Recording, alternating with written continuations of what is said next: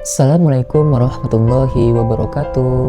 Halo sobat semua, di video ini saya ingin memberikan strategi jitu dalam memilih formasi CPNS agar teman-teman untuk kedepannya tidak salah dalam mengambil sebuah keputusan dalam memilih formasi. Adapun di video ini teman-teman, saya akan memberikan sebuah panduan lengkap. Ini berdasarkan sudut pandang pribadiku ya teman-teman ya. Jadi dengan video ini saya ingin memberikan peluang keberhasilan untuk teman-teman dalam mengikuti seleksi CPNS dengan strategi pemilihan formasi yang tepat dan tentunya terukur.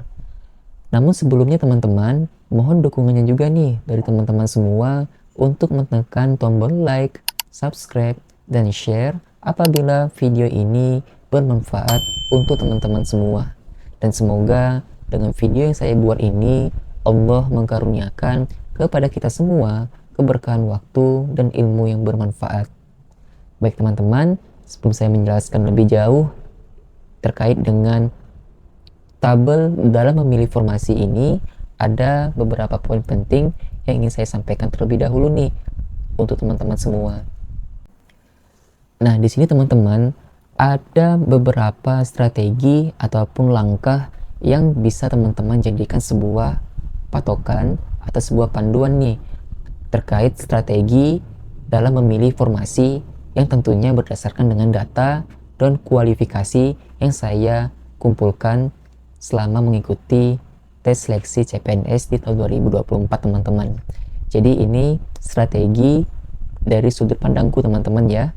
Jadi teman-teman boleh mengikuti dan boleh juga teman-teman menggali atau mencari informasi sebanyak-banyaknya yang berada di luar sana. Jadi teman-teman, dalam memilih formasi ini, teman-teman itu harus berdasarkan dengan data dan kualifikasi.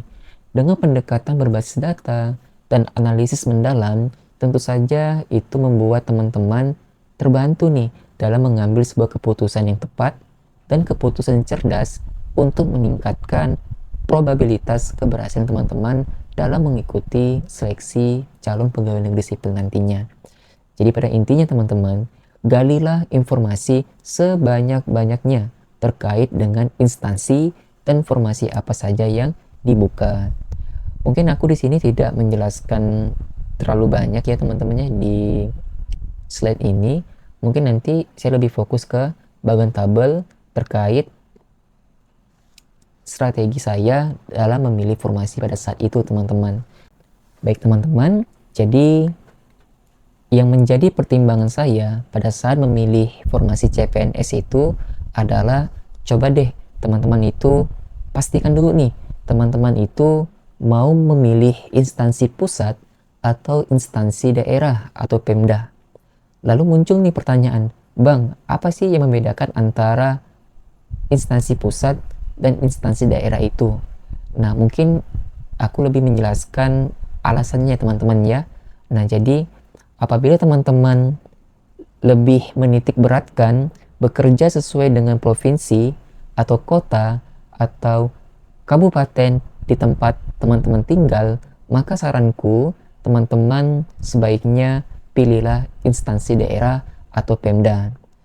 Lalu sebaliknya teman-teman, apabila teman-teman tidak ada masalah ditempatkan di mana saja atau di seluruh Indonesia, maka teman-teman bisa pilih instansi pusat.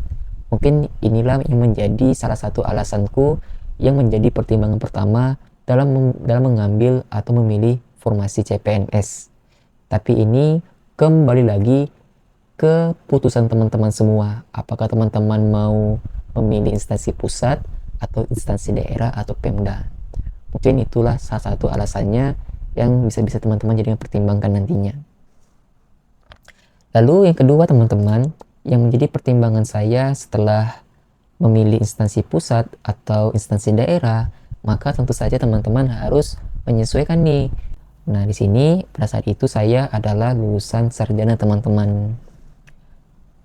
Lalu pertimbangan berikutnya, setelah saya memutuskan mau mengambil instansi pusat atau instansi daerah, lalu yang kedua adalah jenjang pendidikannya apa.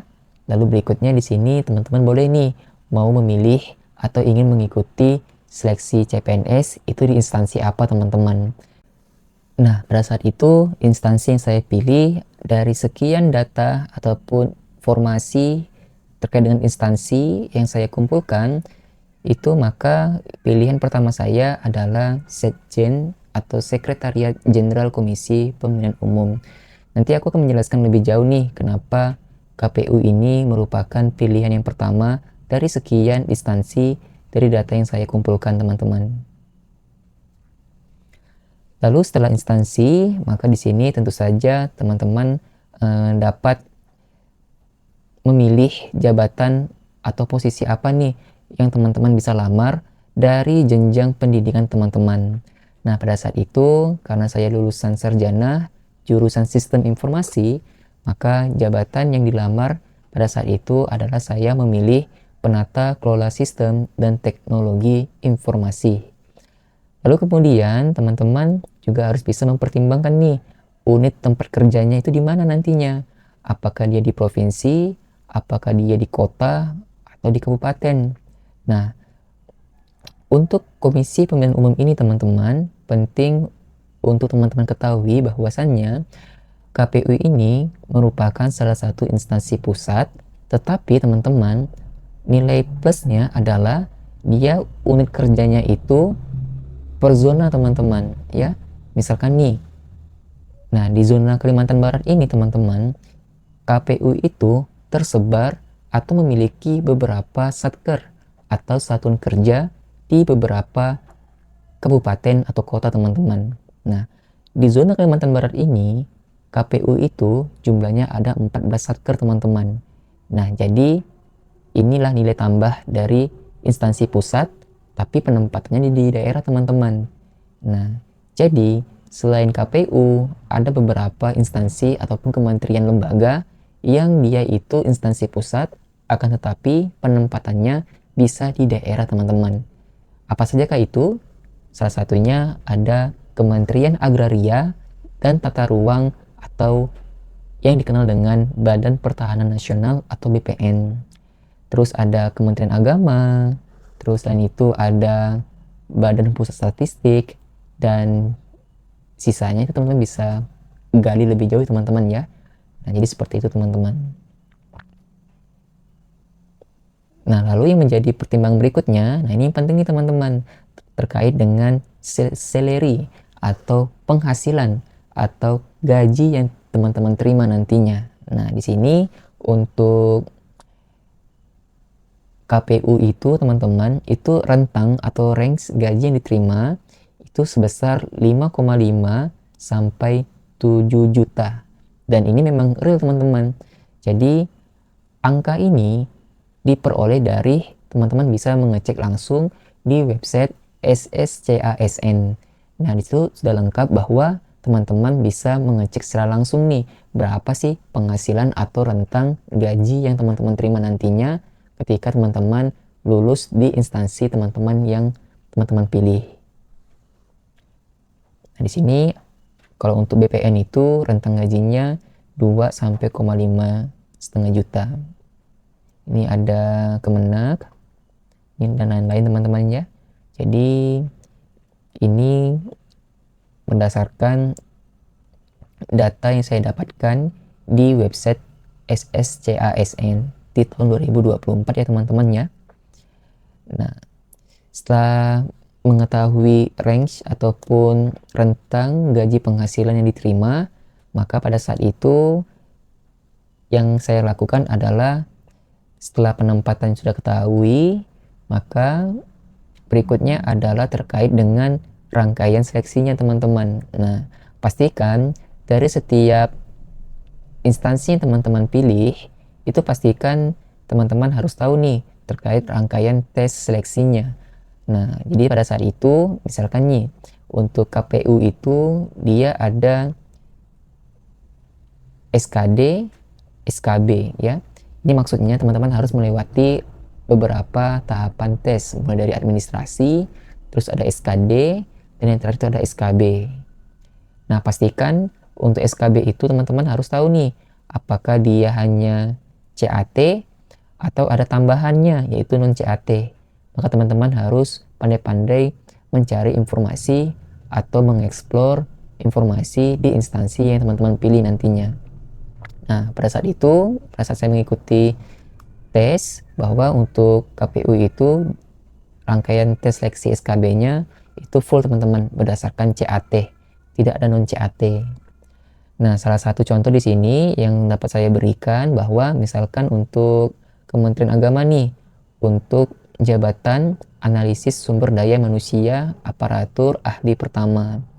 Nah, di sini dia selain CAT ada juga non CAT teman-teman. Nah, tes tambahannya non CAT ini, oh iya, untuk CAT itu bobotnya adalah 50%. Sedangkan untuk tes tambahannya itu berupa praktik dan sikap kerja berspektif modernisasi beragama dengan bobot 40%, wawancara dan modernisasi beragama dengan bobot 10%.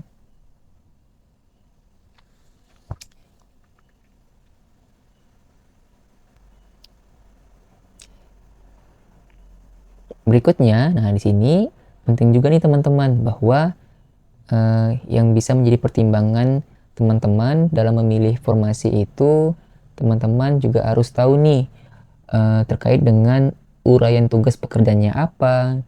Kemudian biasanya itu di instansi tertentu itu dia memerlukan spesifik skill atau keahlian yang diperlukan. Jadi kembali lagi teman-teman di poin yang pertama bahwa teman-teman harus bisa eksplor nih atau menggali informasi sebanyak-banyaknya.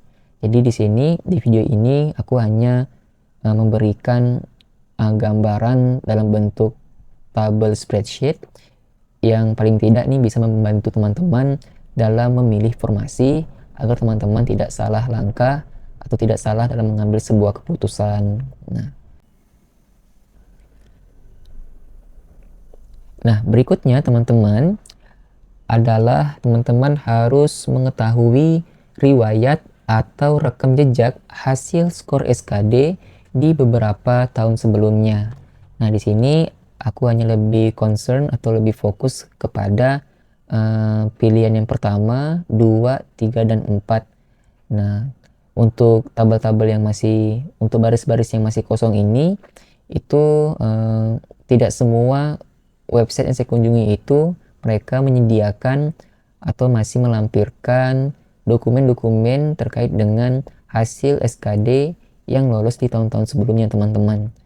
Nah, jadi penting juga nih teman-teman dengan mengetahui riwayat atau rekam jejak hasil skor SKD untuk teman-teman bisa jadikan sebuah patokan nih.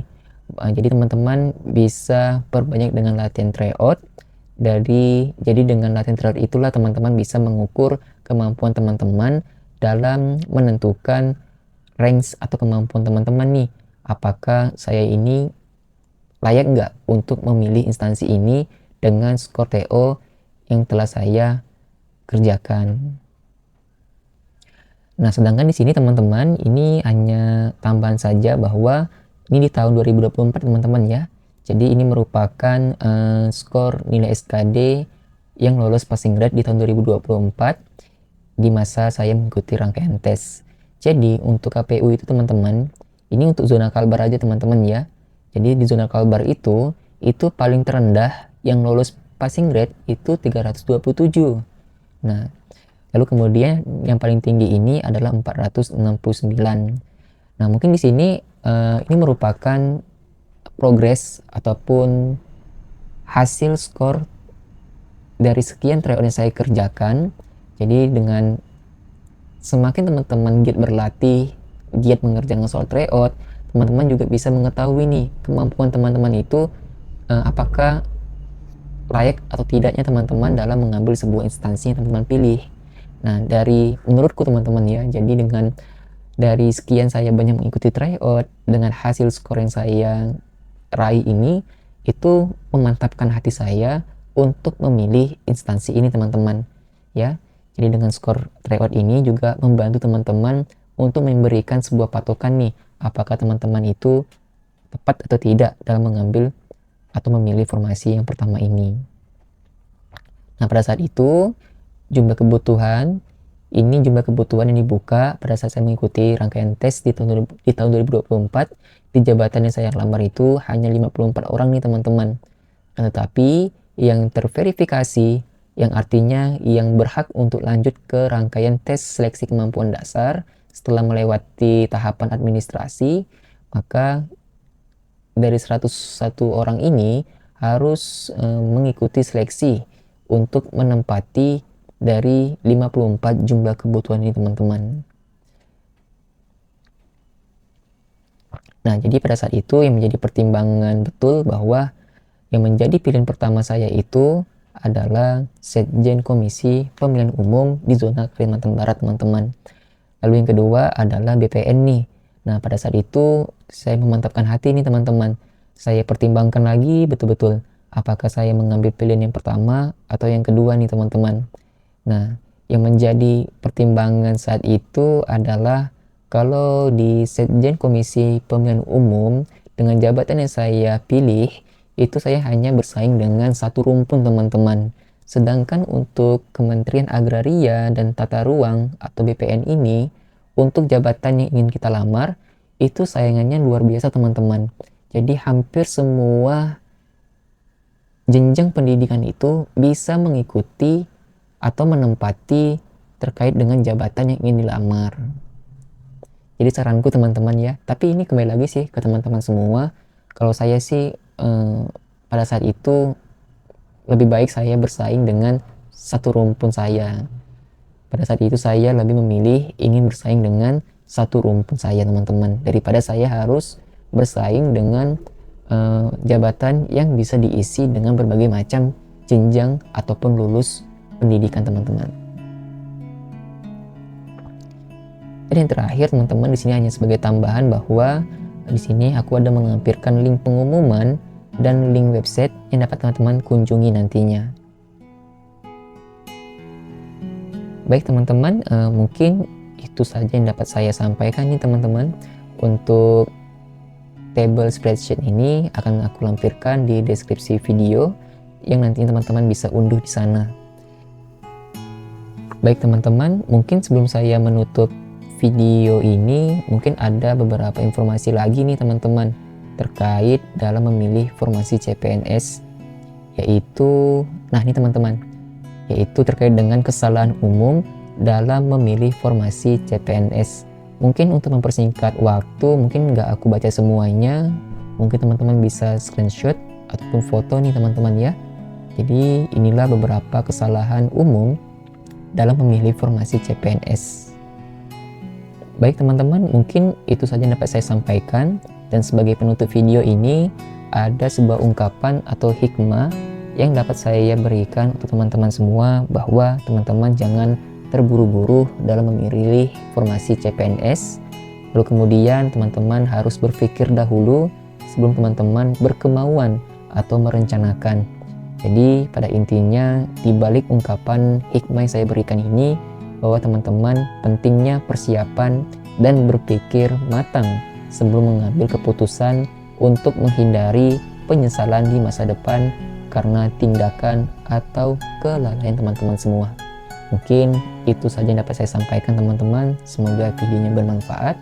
Tetap semangat, persiapkan diri dari sekarang, perbanyak belajar, sering berlatih, kumpulkan materi dari sejak sekarang, dan perbanyak literasi teman-teman ya, mengikuti komunitas, grup-grup Telegram yang ada di luar sana. Baik teman-teman, terima kasih. Ketemu lagi di video berikutnya. Assalamualaikum warahmatullahi wabarakatuh.